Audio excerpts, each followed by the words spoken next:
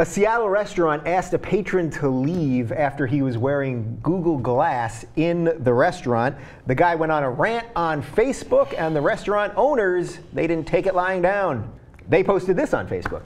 If you do wear Google Glasses inside or film or photograph people without their permission, you will be asked to stop or leave. And if we ask you to leave, for God's sakes, don't start yelling about your rights. Just shut up and get out before you make things worse. That's David Meinert, who is the restaurant owner up in Seattle. I really love that because, yes, that's the point. You know everybody's going to be doing this, and then everyone's going to be screaming about their rights, and it's my Google Glass. But, yeah, just leave or shut them off or take them off. I think this Google Glass is really going to fundamentally change how humans interact.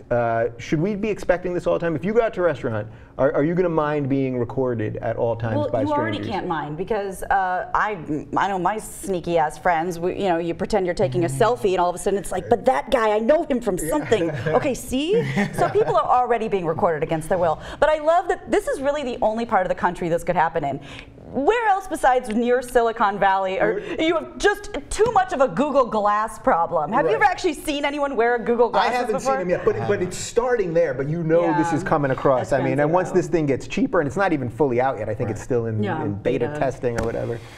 Do you fear that we're going to be living in this constant recorded digital? I think our history and the way I'm ridiculed at the Young Turks every day knows that, I think everyone's suspicious. Mm-hmm. So if I see anyone, if I see Google Glass, I may be the one that goes to the restaurant manager and goes, hey, there's a guy over here that's looks a little suspicious, and if you don't take care of it, I'm gonna have to take care of it. Yeah. So then it all gets changed, you know. There's a guy over there eating a salad.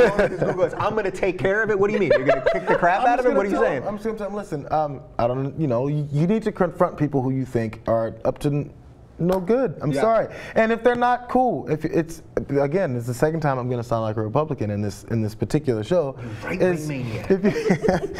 If you're not doing anything, take them off.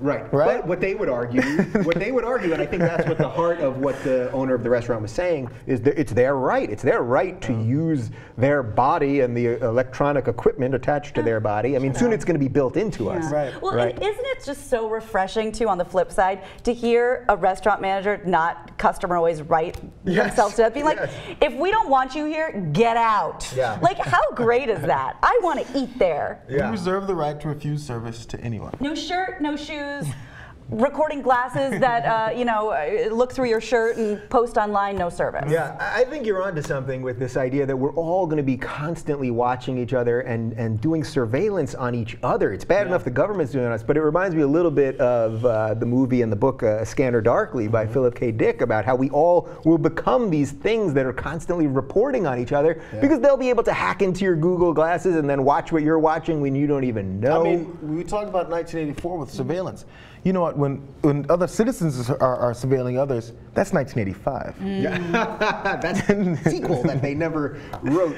Does this all lead us to ultimately living in like a Matrix-style digital world? You know, the whole point, I think, of the Matrix was that our bodies are just going to become sort of batteries for this digital world that we'll really live in, and we'll need some food to keep alive, but everything else is going to exist in that. And maybe we just have to figure out why we're so obsessed with it. Why is it so interesting to us? Because maybe when we figure it out and we realize it's not as interesting as we thought it was, we'll go back to just having a conversation. I'm as guilty, if not more, than anyone else.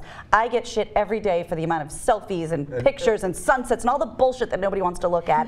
I put them up more than anybody. So I guess we all have to figure out why do we do it? Why are we allowing ourselves to do it, and what's the desire behind it? Yeah. Well, it's to interact with people, even when you're not sure if they want to interact with you. Yes. So we have this obsession with wanting to do it. So okay, once we run out of the first wave of using our phones and our Google Glass for the first purposes, then you start going, what else can I do with this? Exactly. And then it goes deviant. Yeah. So then, speaking of that deviant part of it, should we have any reasonable expectation of privacy? If you walk down the street right now, you could be, photographed by Google Earth or the car thing that's driving by and mapping everything.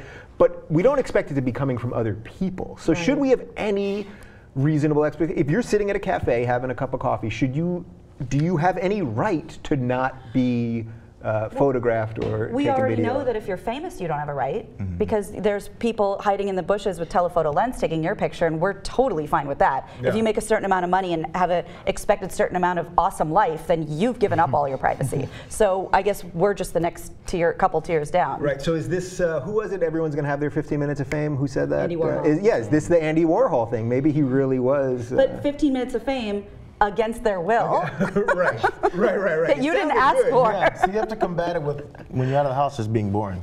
Wear big dumpy sweatpants and walk around and do nothing fun, and no one will take pictures of you. No one will pay attention to you. I went to Trader Joe's in sweatpants last week, and I felt You very human piece of garbage. Yeah, I felt like George in Seinfeld, because remember he's wearing sweatpants and Jerry's like, you've officially given up. Yeah. This is such an LA resident's life story we're telling here. Like, I went to the store, sweatpants. I looked at that bad leaving the house.